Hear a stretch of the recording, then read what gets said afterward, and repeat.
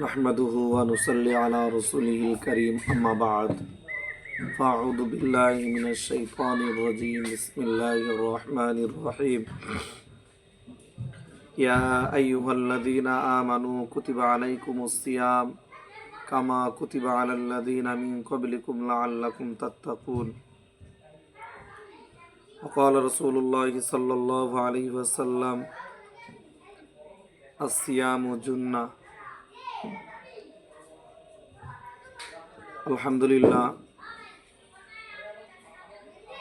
সর্বপ্রথম সে রব্বে কারিমের দরবারে কালিমাতুশ শুকুর আদায় করি যে মহান রব্বুল আলামিন আমাদেরকে পবিত্র মাহে রমজান মাস পর্যন্ত বেঁচে থাকার হায়াত দান করছেন এবং সুস্থতার সাথে তার আহকামগুলো পালন করবার মতো তৌফিক দান করেছেন।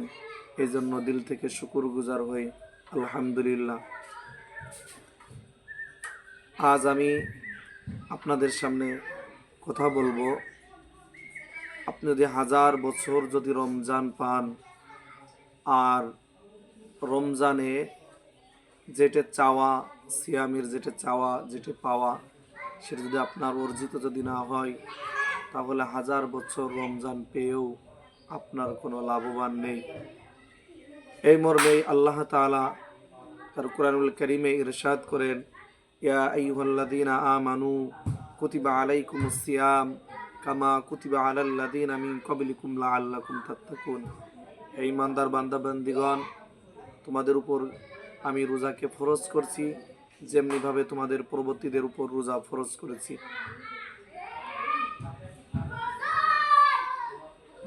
যাতে লাআল্লাকুম তাত্তাকুন, যাতে তোমরা মুত্তাকি ক্ষুধাভীতিতা অর্জন করতে পারো।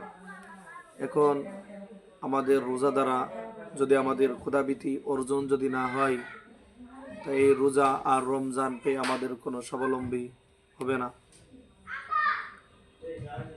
কারণ স্বাবলম্বী হতে লাগলে রোজায় রমজানুল মুবারকে লাভ পাইতে গেলে ক্ষুধাভীতিতা অর্জন করতে হবে। রমজানের আগেও যেরকম আমাদের ওজনে কম দেওয়া, মানুষের সাথে প্রতারণামূলক কথাবার্তা বলা, গীবাত শিকায়ত করা, অপবাজারে লিপ্ত থাকা, সুদ ঘুষ দুর্নীতির সাথে যুক্ত থাকা, চাঁদাবাজি টেন্ডারবাজি করা, রমজানের পরেও রমজানের ভিতরেও যদি আপনি করেন, তাহলে এই রোজার দ্বারা আল্লাহ তাআলার কাছে পাবেন বলে কোনো কিছু না। কারণ এই রোজা শুধু আপনার উপবাস থাকা এবং অনাহার থাকা ছাড়া আর কিছুই নাই। রব্বে কারিমের দরবারে এর কিছুই পাবেন না। কারণ সরকার ঘোষণা দেয় অনেক সময় বিভিন্ন অফারের যে শর্ত সাপেক্ষে, সেই শর্তগুলো যদি আপনি পূরণ যদি না করেন, তাহলে কি আপনাকে কোনো কোম্পানি তো অফার দেবে না। যেমনইভাবে মাননীয় প্রধানমন্ত্রী সাহেব উনি বললেন যে সরকারি চাকরি দেব, তবে শর্ত শিক্ষিত হতে হবে।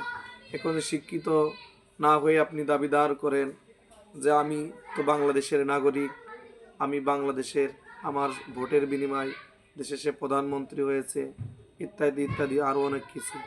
তারপরেও সে কি, কারণ সরকার তো প্রথম শর্ত জুড়ে দিছেন যে কি, চাকরি পেতে লাগলে আগে শিক্ষিত হতে হবে। আপনি শিক্ষিত না হয়েই ইত্যাদি ইত্যাদি বলে কোনো কিছুই লাভ নেই।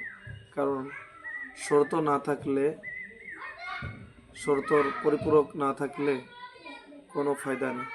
তেমনইভাবে আল্লাহ তাআলা বলছেন, রমজানকে, সিয়ামকে আমি তোমাদের উপর ফরজ করছি ক্ষুধাভীতিতা অর্জন করার জন্য। রমজানুল মুবারকে যদি আমাদের ক্ষুধাভীতিতা অর্জন যদি না হয়, তাহলে আমাদের এই রমজানে কোনো লাভ হবে বলে আমি মনে করি না। ওপর মুসলিম শরীফের ভিতর এক হাদিসের ভিতর রাসূল করিম সাল্লাল্লাহু আলাইহি ওয়াসাল্লাম ইরশাদ করেন, আসিয়ামু জুন্নাহ, রোজা ঢাল স্বরূপ। এখানে দুইটা অর্থ হতে পারে। একটা অর্থ যে পরকালে নাজাতের জন্য, আযাব থেকে বাঁচার জন্য ঢাল স্বরূপ হবে। দ্বিতীয়ত আকাবির আসলাফরা যেটা অর্থ করেছেন যে রোজা এমন ঢাল সকল পাপাচারকে থেকে হেফাজত রাখে। এখন আপনি কারণ বুখারীর ভিতরে এক হাদিসে এসেছে, রাসূল সাল্লাল্লাহু আলাইহি ওয়াসাল্লাম বলছেন, যখন কোনো রোজাদারের সাথে কেউ ঝগড়া করতে আসে তখন তুমি তিনবার বলে তাকে বলে দাও, আনা সাইমুন, আনা সাইমুন, আনা সাইমুন, অর্থাৎ আমি রোজাদার, আমি রোজাদার, আমি রোজাদার।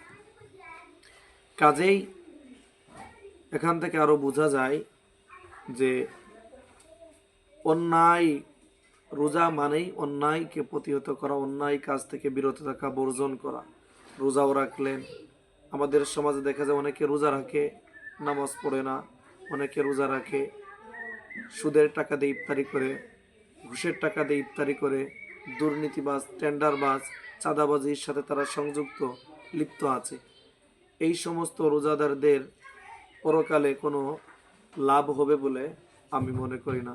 যেই কথাগুলো বললাম, আল্লাহ তাআলা আমাদের সকলকে এর উপরে আমল করার মতো তৌফিক দান করে দিন, আমিন।